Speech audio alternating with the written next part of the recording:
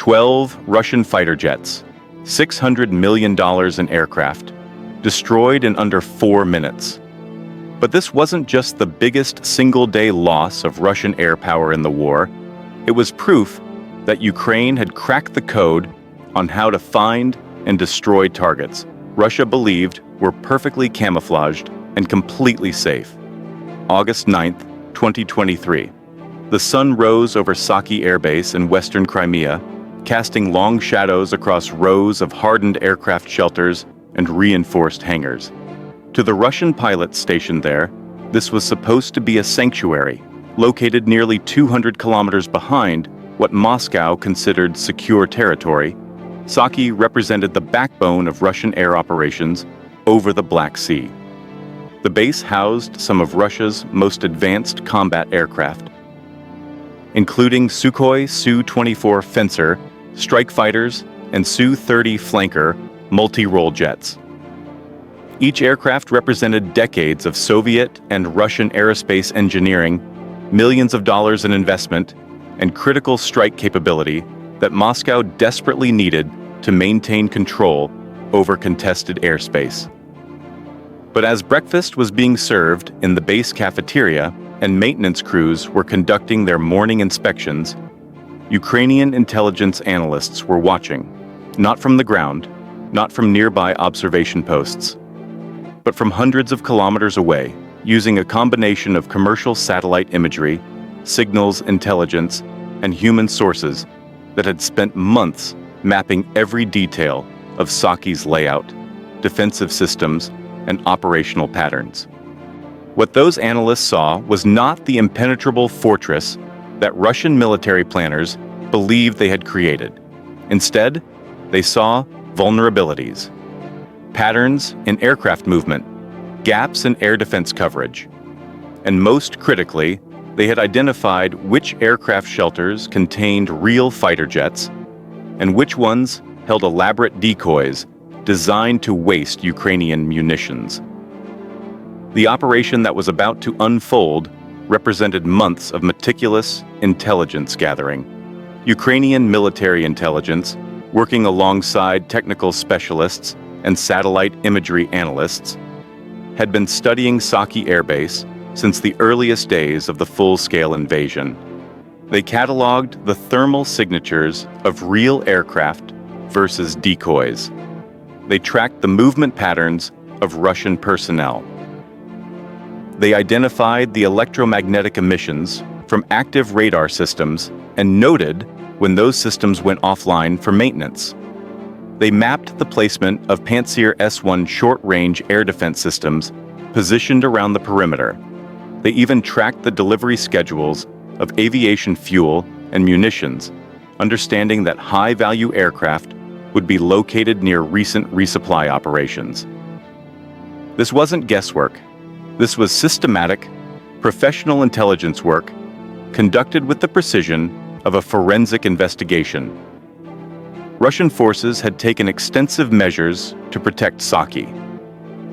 The base featured multiple layers of defense, starting with early warning radar systems designed to detect incoming threats at maximum range. Pantsir S-1 combined gun and missile systems provided close-in defense against cruise missiles and drones. Aircraft were dispersed across hardened shelters constructed from reinforced concrete designed to withstand all but direct hits from heavy munitions. Decoy aircraft, constructed from wood and metal to mimic the radar and thermal signatures of real fighters, were positioned throughout the facility to confuse targeting systems. Camouflage netting covered many structures. Electronic warfare systems were deployed to jam global positioning system signals and disrupt guidance systems on incoming weapons. Russian military planners had studied North Atlantic Treaty Organization doctrine on suppression of enemy air defenses and believed they had created multiple redundant systems that would force any attacker to expend enormous resources for minimal gain. They were wrong. At approximately 9:30 in the morning, local time, the first explosions ripped through Saki Airbase. The initial blasts were not random. They were surgically precise, targeting specific aircraft shelters that Ukrainian intelligence had identified as containing active operational fighter jets. Within seconds, secondary explosions erupted as aviation fuel ignited and munitions cooked off. The carefully planned dispersal of aircraft, intended to minimize damage from any single strike, became irrelevant as multiple shelters were hit nearly simultaneously. Russian air defense operators scrambled to respond, but the attack was already underway, moving faster than human reaction times could counter. The weapons used in the strike remain a subject of analysis and speculation among military experts, but the effects were undeniable. Massive fireballs rose hundreds of feet into the air, visible from kilometers away. The distinctive shape of mushroom clouds formed over the base as fuel-air explosions created devastating blast waves. Commercial satellite imagery, captured within hours of the attack, showed the aftermath with brutal clarity. Aircraft shelters were collapsed, debris fields extended across hundreds of meters, scorch marks and impact craters dotted the facility.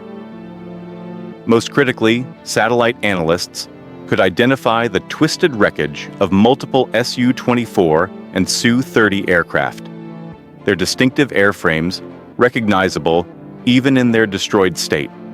Russian authorities initially attempted to characterize the incident as a series of accidents, claiming that munitions had detonated due to safety violations. This narrative collapsed within hours as commercial satellite imagery and eyewitness accounts from Crimean residents flooded social media. The precision and timing of the explosions made the accident explanation untenable. Ukrainian officials, while not explicitly claiming responsibility in the immediate aftermath, made it clear through carefully worded statements that Crimea was within range of Ukrainian capabilities, and that no Russian military asset on the peninsula could be considered safe. The strategic impact of the Saki strike extended far beyond the immediate destruction of aircraft. Russian military planners had based their entire Crimean air defense strategy on the assumption that the peninsula provided depth and security for high-value assets. Saki, located on the western coast, was considered particularly secure due to its distance from Ukrainian-controlled territory and the multiple layers of air defense systems protecting it. The successful strike shattered this assumption completely. If Ukraine could hit Saki with such precision, then no airbase in Crimea was safe. This forced an immediate and costly reorganization of Russian air operations.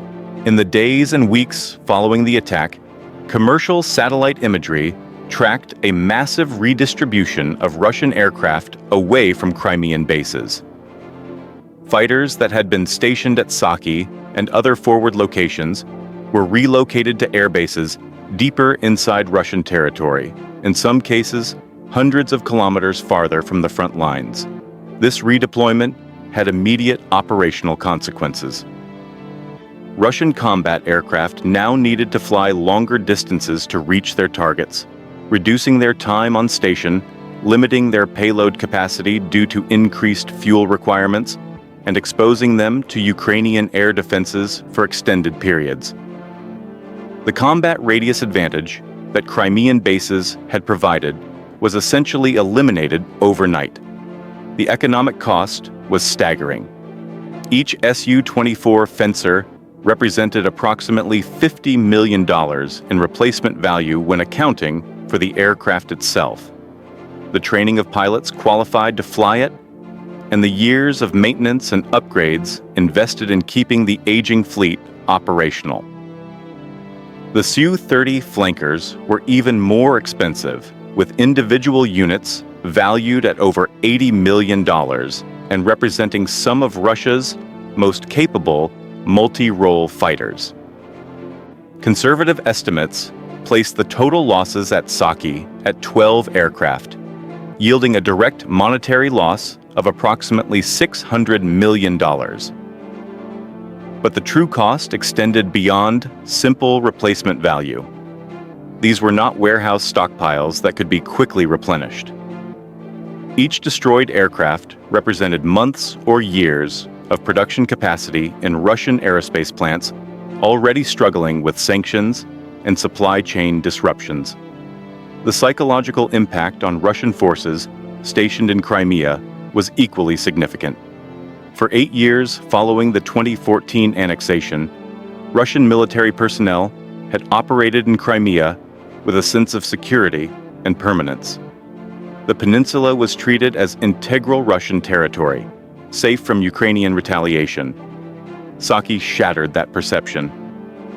Russian soldiers and airmen stationed in Crimea now understood that they were within range of Ukrainian strike capabilities, and that supposedly secure rear areas could become frontline targets without warning. This realization affected morale, complicated logistics, and forced Russian commanders to divert resources toward defensive measures rather than offensive operations. Ukrainian intelligence services demonstrated a level of capability that surprised many Western analysts. The ability to discriminate between real aircraft and decoys, to identify vulnerabilities in Russian air defense networks, and to coordinate a strike with such precision required sophisticated intelligence collection and analysis. It suggested that Ukraine had access to advanced surveillance capabilities, either through its own systems or through intelligence sharing with Western partners. The operation demonstrated that Ukraine was not simply reacting to Russian moves, but was actively conducting strategic intelligence operations and executing complex strikes against high-value targets deep inside contested territory. The Saki strike also represented a significant evolution in the nature of the conflict. Early phases of the war had been characterized by large-scale ground operations and artillery duels. By the summer of 2023, the conflict had evolved into a more complex environment where intelligence, precision strike capabilities, and technological innovation played increasingly central roles. Ukraine was demonstrating that it could conduct effects-based operations targeting specific capabilities that were critical to Russian military effectiveness, rather than simply trying to destroy as much equipment as possible. This approach required sophisticated understanding of Russian military systems, careful planning, and the ability to execute complex operations with minimal margin for error. Russian military bloggers and pro-Kremlin commentators struggled to explain the Saki disaster to their audiences. Some attempted to maintain the accident narrative despite overwhelming evidence to the contrary. Others acknowledged Ukrainian capabilities but downplayed the significance, claiming that the destroyed aircraft were old and due for replacement anyway. A few more honest analysts recognized the operation for what it was: a significant intelligence and operational success for Ukraine that exposed serious vulnerabilities in Russian defensive planning. The Russian Ministry of Defense largely remained silent on the details, issuing only brief statements that acknowledged explosions at the facility, but provided no explanation for how they occurred. The long-term implications of the Saki strike continued to unfold in subsequent months. Russian forces became more cautious about concentrating high-value assets at forward locations. Air defense systems that had been positioned to protect ground forces were redeployed to provide additional coverage for rear area bases. Russian aircraft began operating in more conservative patterns, reducing their exposure time over Ukrainian-controlled territory. These defensive measures, while prudent from a force protection standpoint, reduced the overall effectiveness of Russian air operations and ceded initiative to Ukrainian forces. Western military analysts studying the Saki operation identified several key lessons about modern warfare. First, the increasing availability of commercial satellite imagery and open-source intelligence tools had fundamentally changed the transparency of military operations. Activities that would have been completely concealed during previous conflicts were now visible to anyone with access to commercial satellite services. Second, the proliferation of precision strike capabilities meant that distance alone no longer provided security. Assets that military planners considered safely in the rear could become frontline targets if adversaries possessed the intelligence and strike capabilities to reach them. Third, successful operations required the integration of intelligence, planning, and execution at a level of sophistication that many observers had not credited to the Ukrainian military at the start of the conflict. The technical aspects of how Ukraine achieved such precision targeting became a subject of intense study among defense analysts worldwide. Multiple explanations emerged, each highlighting different capabilities that Ukraine had developed or acquired during the conflict. Some analysts pointed to Ukraine's growing fleet of unmanned aerial vehicles, including both surveillance drones capable of extended loitering over enemy territory and strike drones equipped with precision guidance systems. Others highlighted the potential role of Western-supplied intelligence, including real-time satellite imagery and signals intelligence that could identify active radar emissions and communication patterns. Still others suggested the use of special operations forces conducting reconnaissance missions inside Crimea, providing ground-level intelligence that complemented overhead surveillance. The most likely scenario involved a combination of all these capabilities, integrated through sophisticated intelligence fusion centers that Ukrainian forces had established with Western assistance. The attack methodology itself revealed important insights about Ukrainian military thinking and capabilities.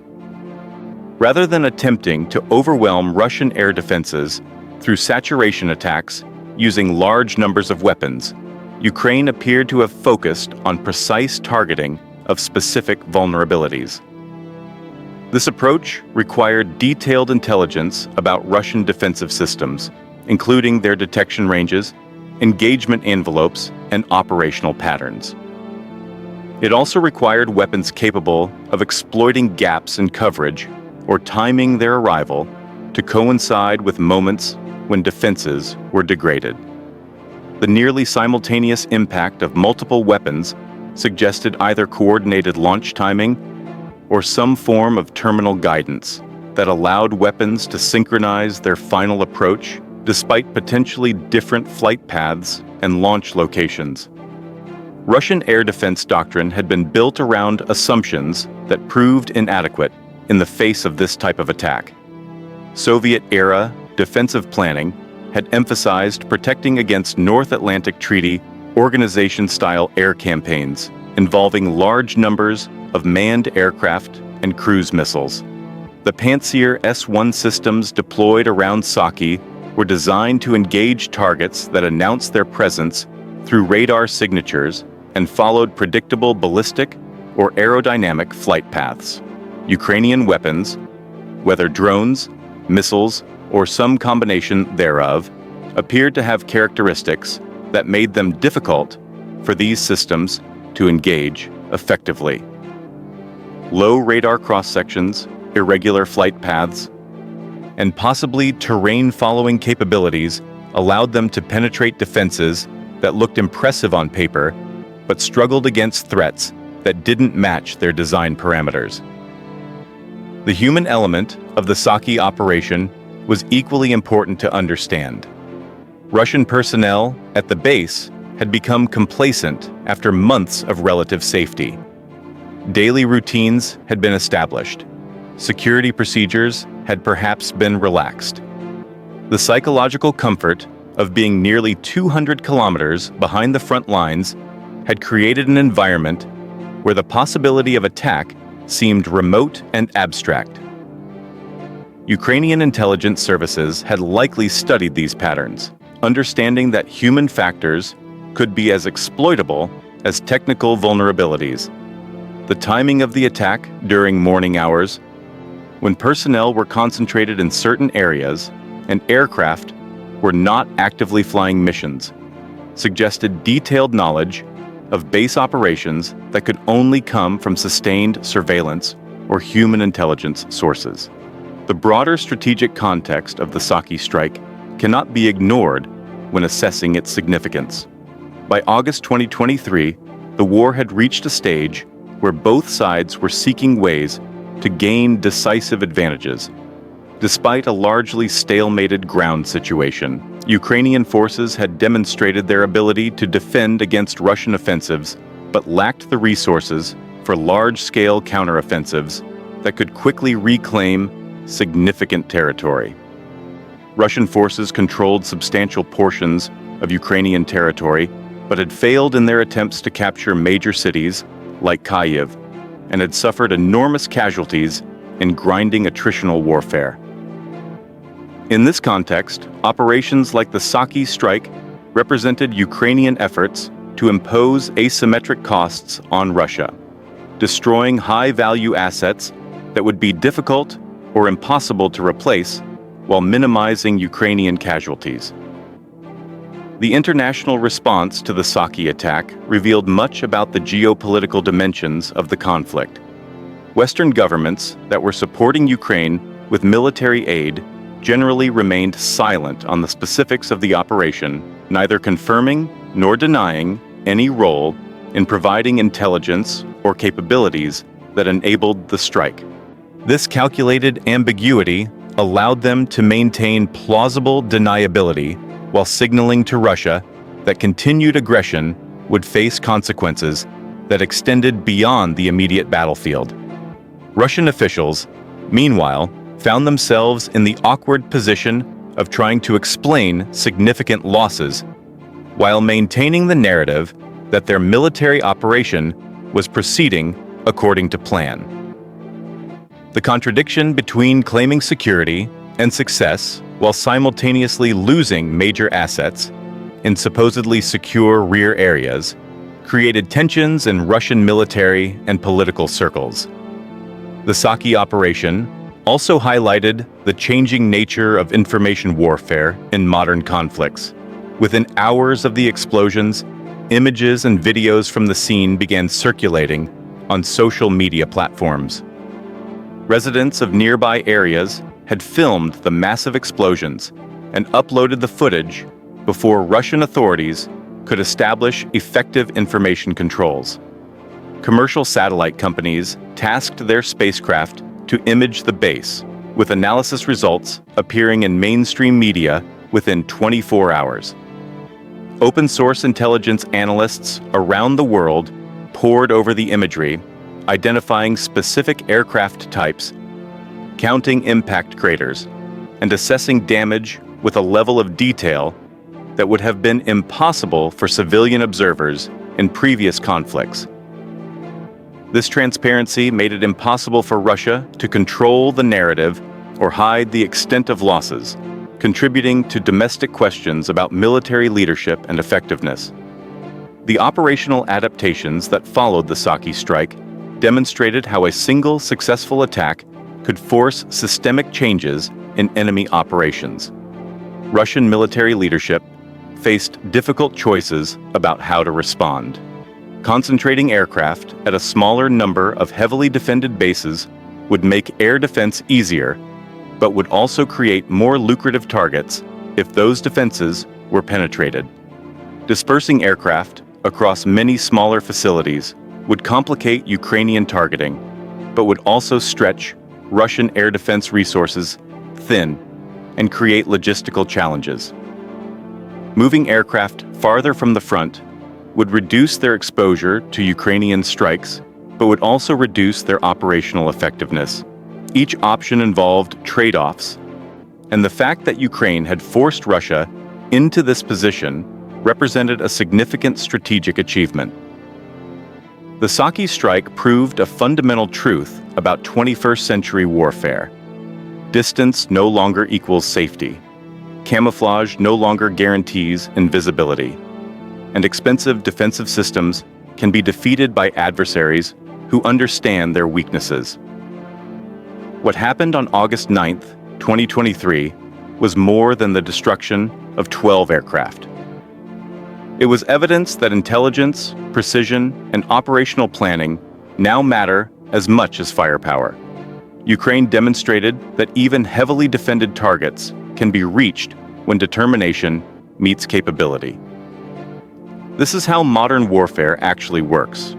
No propaganda, no speculation, just tactical analysis based on verified facts and real operations. If you want to decode more operations like this, hit that subscribe button and turn on notifications. We break down the strategies and technologies reshaping combat in the 21st century. Every video goes deep into the operations that matter. Like this video if you want to see more precision strike analysis. Drop a comment on which operation we should decode next. Welcome to Combat Decoded.